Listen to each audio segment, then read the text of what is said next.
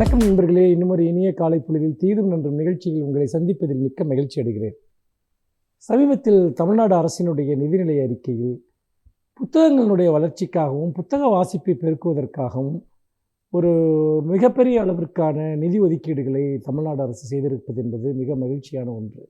தமிழ்நாட்டில் புத்தக வாசிப்பை அதிகரிப்பதற்காக ஒரு பல்வேறு முயற்சிகளை எடுத்து வரக்கூடிய நிலையில் இலக்கிய திருவிழாக்களை நடத்துவதற்கும் அதேபோல் மாவட்டம் தோறும் புத்தக கண்காட்சிகளை செம்மையாக நடத்துவதற்காகவும் சர்வதேச புத்தக கண்காட்சியை மீண்டும் இந்த ஆண்டு நடத்துவதற்காகவும் தமிழ்நாடு அரசு 10 கோடி ரூபாயை நிதி ஒதுக்கீடாக செய்திருக்கிறது என்கிற பெரும் மகிழ்ச்சி தரக்கூடிய ஒரு அறிவிப்பு நிதிநிலை அறிக்கையில் வந்திருக்கிறது என்பது உங்களுக்கு நன்றாக தெரியும். அதோடு மட்டுமல்ல, தமிழ்நாட்டில் இருக்கக்கூடிய 4650 பொது நூலகங்களை மேம்படுத்துவதற்காக 280 கோடி ரூபாயை தமிழ்நாடு அரசு நிதியாக ஒதுக்கி இருக்கிறது என்பதும் இன்னொரு மகிழ்ச்சி தரக்கூடிய ஒரு விஷயம் என்பதில் நாம் எந்த சந்தேகமும் இல்லை.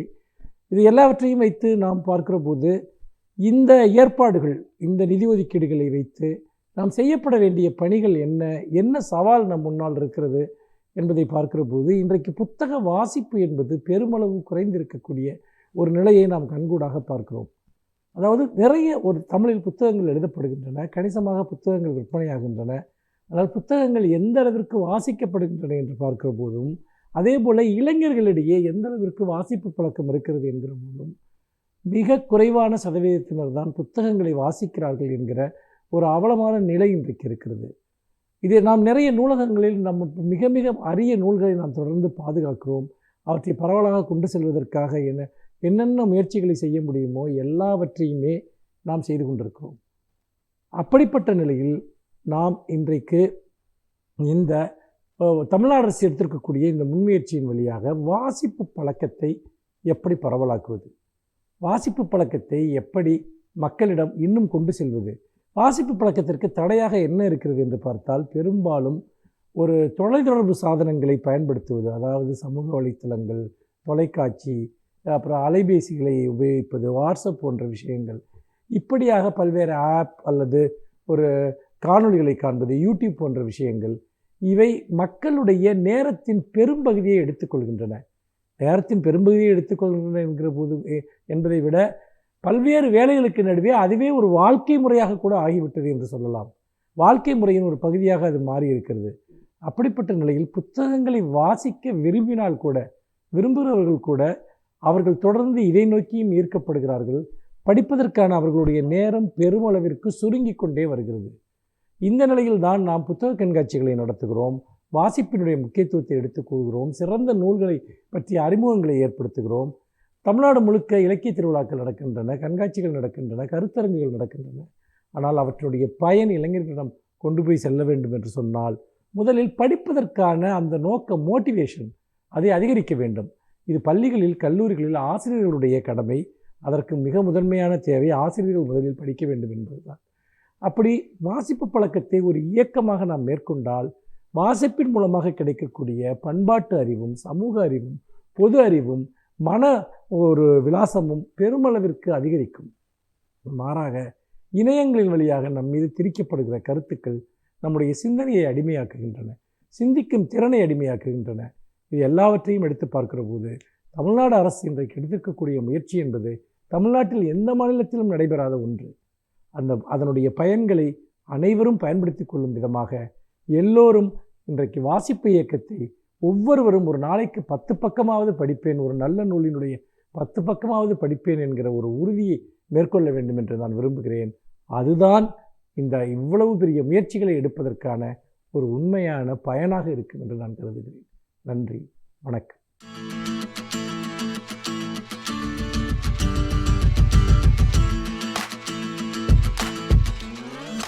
வணக்கம். உங்களை ஆலோசனை நேரத்தில் சந்திக்கிறதுல மிக்க மகிழ்ச்சி. நாம் தொடர்ந்து கல்வி மற்றும் வேலைவாய்ப்பு சம்பந்தப்பட்ட ஆலோசனைகளை பார்த்து கொண்டிருக்கிறோம். அந்த வகையில் தொடர்ந்து கற்றல் எவ்வாறு நம்ம வேலையை உத்தரவாதம் செய்கிறது அப்படின்னு பார்த்துட்ருக்கோம். மாற்றம் ஒன்றுதே மாறாதது, இதுவுமே எல்லாமே மாறிக்கிட்டே இருக்குது, தினசரி மாறிக்கொண்டு இருக்கிறது. அந்த ஒரு அழகாக ஒரு இது சொல்லியிருந்தாங்க, இந்த நம்ம பழைய காலத்து ஃபோன் இருந்தது, ரோட்ரி ஃபோன் அப்படின்னு சொல்லுவாங்க. அது நம்பரை வந்து சுழற்றி டயல் பண்ணணும்.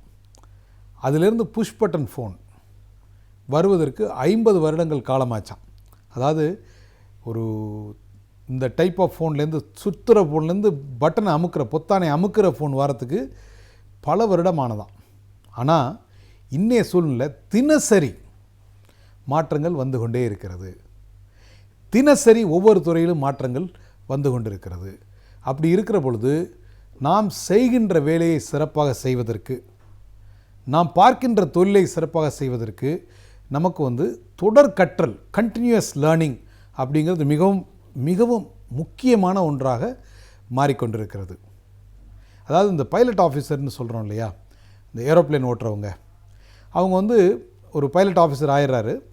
அவர் ஆனதற்கு பிறகு பைலட் ஆகிறாரு, ஆகிட்டு ட்ரெயினி பைலட் ஆகிறாரு, அப்புறமா வந்து கமர்ஷியல் பைலட் ஆகிறாரு. அப்போது இத்தனை மைல் தூரம் பிளேன் ஓட்டிட்டார் அப்படின்னா, இத்தனை மாதங்கள் இத்தனை மைல் தூரம் பிளேன் ஓட்டியாச்சு அப்படின்னா அவங்க வந்து ரீசர்டிஃபிகேஷன் பண்ணணும். ரீசர்டிஃபிகேஷன் பண்ணணும் அப்படின்னா திரும்பி அவங்க வந்து போய் டெஸ்ட் எழுதி அவங்க கண் பார்வை, காது கூர்மை, அவங்களோட இதெல்லாத்தையும் திரும்பி டெஸ்ட் பண்ணி திரும்பி இவர் வந்து பிளேன் ஓட்டலான்னு சர்டிஃபை பண்ணால் மட்டும்தான் அவர் பிளேன் ஓட்ட முடியும்.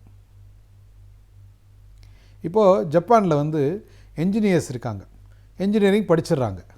என்ஜினியரிங் படித்து முடித்ததுக்கப்புறம் 5 வருஷத்துக்கு ஒரு தரமோ என்னமோ எனக்கு கரெக்டாக தெரியல, 5 வருஷத்துக்கு ஒரு தரம் அவங்க திரும்பி வந்து இப்போ கரண்ட் இன்ஃபர்மேஷன் என்ன அப்படின்னு எக்ஸாம் எழுதணும். எக்ஸாம் எழுதி தேர்வு பெற்றால் மட்டும்தான் அவங்க சர்டிஃபைடு இன்ஜினியர். சர்டிஃபைடு இன்ஜினியர் மட்டும்தான் வேலை பார்க்க முடியும். ஓகே, இந்த ப்ராஜெக்ட் மேனேஜ்மெண்ட் அப்படின்னு ஒன்று இருக்குது. இந்த பாலம் கட்டுறாங்க, ரோடு போடுறாங்க, இது எல்லாத்தையும் மேனேஜ் பண்ணுறது பேர் ப்ராஜெக்ட் மேனேஜ்மெண்ட். ஒரு திருமணம் கூட, ஒரு நம்ம வீட்டில் நடக்கிற ஒரு திருமணம் கூட ஒரு ப்ராஜெக்ட் அப்படின்னு சொல்கிறோம். இது ப்ராஜெக்ட் அப்படின்னா என்னென்னா, எதுக்கு ஒரு ஸ்டார்டிங் டேட் இருக்குது, எண்டிங் டேட் இருக்குது, இவ்வளோ செலவு பண்ணுங்கிற பட்ஜெட் இருக்கோ அதுதான் வந்து ஒரு ப்ராஜெக்ட். அப்போது இந்த சிம்பிளாக சொன்னால் இதுதான் ப்ராஜெக்ட். இந்த ப்ராஜெக்ட் மேனேஜ்மெண்ட்லேயும் ப்ராஜெக்ட் மேனேஜ்மெண்ட் இன்ஸ்டிடியூட் அப்படின்னு அமெரிக்காவில் ஒன்று இருக்குது. அவங்க தான் வந்து இந்த ப்ராஜெக்ட் மேனேஜ்மெண்ட்டுக்கு அனைத்து விதமான அடிப்படை தத்துவங்களையும் இந்த உலகத்துக்கு வழங்கிட்டு இருக்காங்க. அது வந்து லாபம் ஈட்டாத ஒரு நிறுவனம். ஸோ எல்லா ப்ராஜெக்டையும் ரிசர்ச் பண்ணி ப்ராஜெக்டை எப்படி சரியான முறையில் பண்ணுறது, எப்படி வந்து செலவினங்களை குறைத்து காலம் கடத்தாமல் ப்ராஜெக்டை சொன்ன டயத்துக்கு பண்ணி முடிக்கிறது அப்படிங்கிறத அவங்க பண்ணுறாங்க. அப்போ இதை பண்ணுறவங்களுக்கு பேர் ப்ராஜெக்ட் மேனேஜர், இல்லைனா ப்ராஜெக்ட் மேனேஜ்மெண்ட் ப்ரொஃபஷனல், பிஎம்பி அப்படின்னு சொல்கிறாங்க. இந்த ப்ராஜெக்ட் மேனேஜ்மெண்ட் ப்ரொஃபஷனலுக்கு என்னென்னா, இதே மாதிரி ஒரு 3 வருடங்களுக்கு ஒரு முறை, 5 வருஷத்துக்கு ஒரு முறையோ, 3 or 5 ஒரு முறை அவங்க வந்து திரும்பி வந்து ஒரு சர்டிஃபிகேஷன் எக்ஸாம் எழுதி இவங்க பண்ண ப்ராஜெக்டெல்லாம் சப்மிட் பண்ணி திரும்பி ரீசர்டிஃபை பண்ணும். வாழ்க்கையில் ஒரு முறை படிச்சுட்டா அது வந்து வாழ்க்கை பூரா அது வந்து பயனுள்ளதாக இருக்காது. ஸோ தொடர் கற்றல், கண்டினியூஸ் லேர்னிங் அப்படிங்கிறது மிக மிக அவசியமான ஒன்றாக இந்த உலகம் பார்க்கிறது.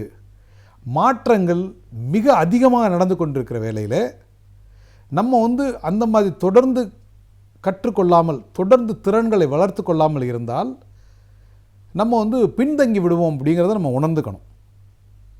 நிறைய பேர் வந்து எவ்ரி இண்டிவிஜுவல், இது வந்து 1940 வந்து ஒரு தத்துவம், every individual grow to the level of incompetence. ஒரு திறமையான இளைஞன் தொடர்ந்து வேலை செய்து கொண்டிருக்கிற பொழுது ஒரு கட்டத்தில் திறமையற்றவனாக மாறிவிடுகிறான். திறமையான ஒரு இளைஞன் ஆரம்பித்தப்போ திறமையானவன், மிக திறமையானவன், அப்புறம் திறமையானவன், அப்புறம் ஓகே பரவாயில்ல, அதுக்கப்புறம் சாதாரணமானவன், அதற்கு பிறகு பயனற்றவனாக மாறிவிடுகிறான். திறமையானவன் தொடர்ந்து மிக திறமையானவன் இருக்க வேண்டும் என்றால் தொடர்ந்து கற்றல் வந்து மிக அவசியம். தொடர்ந்து கற்றுக்கொள்ளுகிறவன், தொடர்ந்து தனது திறமையை வளர்த்து கொள்ளுகிறவன், தொடர்ந்து அப்டேட் பண்ணிகிட்டே இருக்கவங்க எந்த ஒரு காலத்திலும் எந்த ஒரு சூழ்நிலையும் திறமையானவர்களவே தொடர்ந்து கொண்டிருக்கிறார்கள். நீங்கள் வந்து திறமையானவர், மிக திறமையானவர், ஏதோ ஒரு துறையில் திறமையானவராக இருந்தால் நீங்கள் தொடர்ந்து கற்றுக்கொள்வதன் மூலம், தொடர்ந்து படிப்பதன் மூலம், தொடர்ந்து திறன்களை வளர்த்து கொள்வதன் மூலம் மிக திறமையானவராக தொடர்ந்து கொண்டே இருக்கலாம். நிறுவனங்களுக்கு திறமையானவர்களும் மிக திறமையானவர்களும் மட்டுமே வேண்டும். நிறுவனங்களுக்கு எக்ஸ்பீரியன்ஸ், லாயல்ட்டி அதெல்லாம் முக்கியம் இல்லை, அது அவசியம். நிச்சயமாக திறமையை விட அது குறைவான அவசியம்தான். ஏதாவது ஒரு 10 பேர் இருக்காங்க நிறுவனத்தில், அந்த நிறுவனம் 5 பேர் இருந்தால் போதும், 5 பேர் இனிமேல் வேண்டாம், 5 பேரை வேலையை விட்டு ஆட்குறைப்பு செய்யலாம் அப்படின்னு நினைக்கிறாங்க. யாரை வச்சுக்குவாங்க? ரொம்ப நாளாக லாயல்ட்டி நம்ம கூட இருந்தாங்க அவங்கன்னு வச்சுக்க மாட்டாங்க. யாருக்கு பன்முகத்திறமை இருக்கிறதோ, யாருக்கு பல திறன்கள் இருக்கிறதோ அவங்கள மட்டும் வச்சுட்டு, யார் திறன் குறைவானவர்களாக இருக்கிறார்களோ அவர்களை வேலையை விட்டு அனுப்பி விடுவார்கள். நீங்கள் அந்த வேலையில் இருக்கிறவங்களா இருக்கணுமா, வேலையை விட்டு எப்படா அனுப்புவோன்னு இருக்கிறவங்களா இருக்கலாமா அப்படின்னு டிசைட் பண்ணால், வேலையில் தொடர்ந்து இருக்கணும் அப்படின்னா நமது திறன்களை இன்றைய தேவைகளுக்கு ஏற்றபடி தொடர்ந்து மாற்றி அமைத்து கொண்டே இருக்க வேண்டும். அவ்வாறு தொடர்ந்து மாற்றி அமைத்து கொள்வதன் மூலம் நாம் எந்த ஒரு சூழ்நிலையிலும் அந்த நிறுவனத்திற்கு தேவையானவராக நம்மை மாற்றிக்கொண்டிருக்கிறோம். அந்த நிறுவனம் நமக்கு என்ன செய்வது அப்படிங்கிறத விட, என்ன செய்தது அப்படிங்கிறத விட, நீ என் நிறுவனத்துக்கு என்ன கான்ட்ரிபியூஷன் பண்ணுறீங்க, நான் எனது நிறுவனத்திற்கு என்ன கான்ட்ரிபியூட் பண்ணேன் அப்படிங்கிற கேள்வியை நம்ம தொடர்ந்து கேட்டால் நம்ம அந்த நிறுவனத்தில் தொடர்ந்து வளர்ந்து கொண்டிருப்பதற்கு வாய்ப்பு அதிகமாகிறது. எந்த ஒரு நிறுவனமும் திறமையானவர்களை இழந்து விடுவதில்லை. நீங்கள் அந்த நிறுவனத்திலேருந்து இழக்காமல் இருக்கணும் அப்படின்னா, நிறுவனத்தில் தொடர்ந்து வளர்ந்து கொள்ள வேண்டும் என்றால் நிச்சயமாக தொடர்ந்து உங்களது திறன்களை வளர்த்து கொள்ள வேண்டும். அந்த திறன்களை நிறுவனத்தில் வளர்ப்பதைப் போல வெளியில் பயிற்சி மையங்கள், திறன் வளர்ப்பு மையங்களில் படிக்கிறது நிச்சயமாக மிக மிக அவசியமான பயனுள்ள ஒரு வாய்ப்பாக அமையும். வாழ்த்துக்கள். வணக்கம். நன்றி.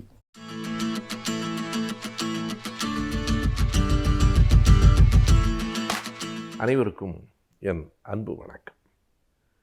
கோயில்களில் குடமுழுக்கு, வடக்கில் கும்பாபிஷேகம் என்று சொல்லப்படுகிற அந்த நிகழ்வை எந்த மொழியில் நடத்துவது என்கிற ஒரு விவாதமும் நம் நாட்டில் இப்போதும் நடந்து கொண்டிருக்கிறது.